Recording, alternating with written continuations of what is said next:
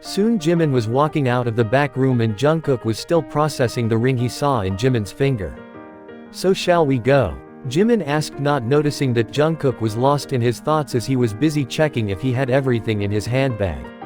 When he didn't get any reply, he looked up to see that Jungkook was still standing in the same place where he left him, not even moving an inch. "Jungkook." "Nothing." "Jungkookie." "Guess that did it." "Jungkookie." Jungkook asked. "Yeah, it is your nickname now. You don't like it?" Jimin answers. "No, not that, of course I like it, but then what about Bunny?" He replies immediately, asking about the other nickname in the end. "Oh, that too. By the way, where were you lost? I was calling you but you didn't reply," Jimin said. "Oh, nowhere, was just thinking about something." "What happened?" Jungkook asks. "Nothing, I was just asking if we should head out now." Jimin says. "Yeah, sure. Let's go if you are ready to leave," Jungkook replies. "I am." With that, the both of them head out of the cafe. Jungkook POV. We were both walking side by side towards the park that was the nearest to us. I couldn't help myself but keep side glancing at Jimin from time to time. He is just so beautiful, looking like an angel. Well, he is no doubt a fallen angel in my life. Cheesy much? Well, deal with it. 'Cause it is what it is. Well, I think he was trying to look at me as well from time to time, cause our eyes would meet at times, making us both shy away. I was sure that I wasn't the only one feeling shy, since I could see the visible blush on his cheeks.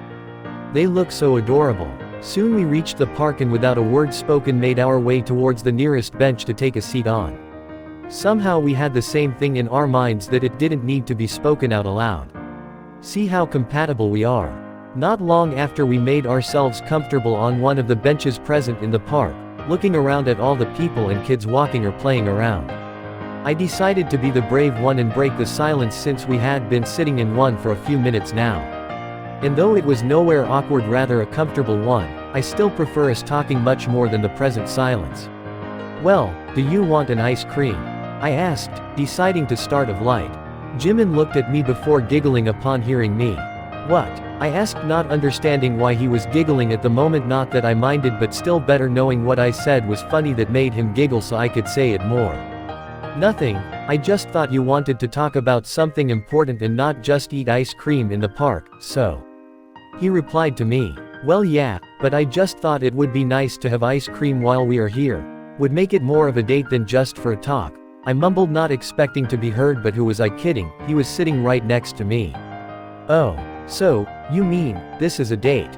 he asked. I could hear the surprise in his voice and see how badly he was blushing, and honestly, I was loving it. "Yeah, maybe.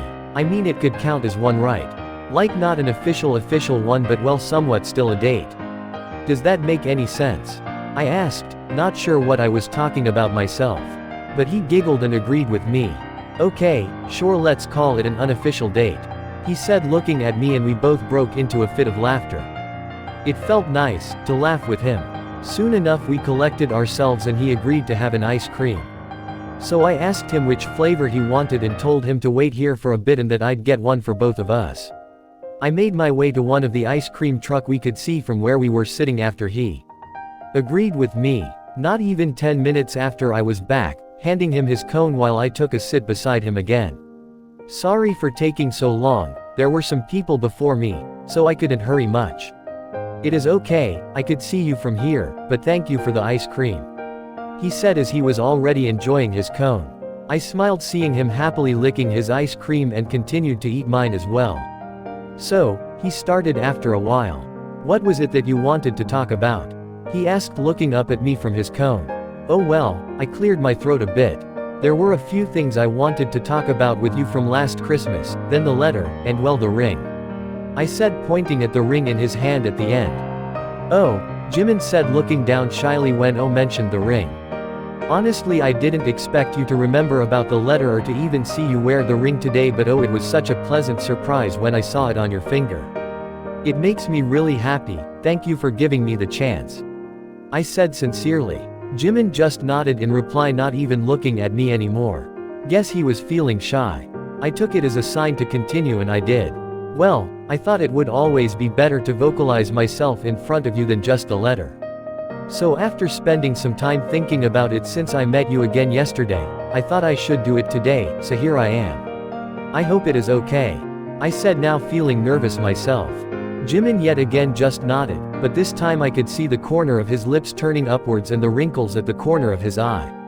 He was also playing with the ring that I gave him on his finger. Was he feeling nervous too? I had no proper clue but decided to go with it since he didn't show any negative signs. I took a deep breath before taking his hands in mine, making him stop fiddling with his ring in the process. Last Christmas, we got to meet coincidentally, but was it a coincidence? It felt like a plan of the universe to make us meet like yesterday. Honestly, I think we would have still met if not for Christmas or yesterday, you know, because of TAE someday, and I think I would have still felt the way I do now. So I want to believe it is in our destiny to be together.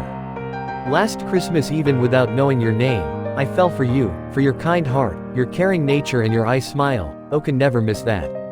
In those few days we spent together along with the others, I came to realize I have never met anyone more beautiful than you, and honestly, neither do I think I ever will. You were beautiful inside out, and that made me fall for you. If I were to confess that time, I would have said I like you, Jimin, but now right here after having so much time apart from you, I got to think a lot and I came to realize that I not only like you but I love you, and expressing it right now it making it feel so much more real, so what I wanted to say it.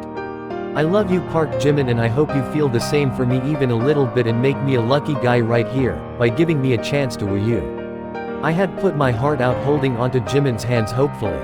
Even though he was wearing the ring, I still felt worried about what he was going to say. After a long pause, Jimin finally looked up. His eyes were shining as he stared into my eyes. Thank you for expressing your feelings, Jungkook, and I love you too. You do. So does that mean I get to date you and woo you? Jimin nodded in reply, still looking at me. I fist bumped into the air at that, making him giggle. Now this is what the definition of happiness is. And I have a feeling it's just the start.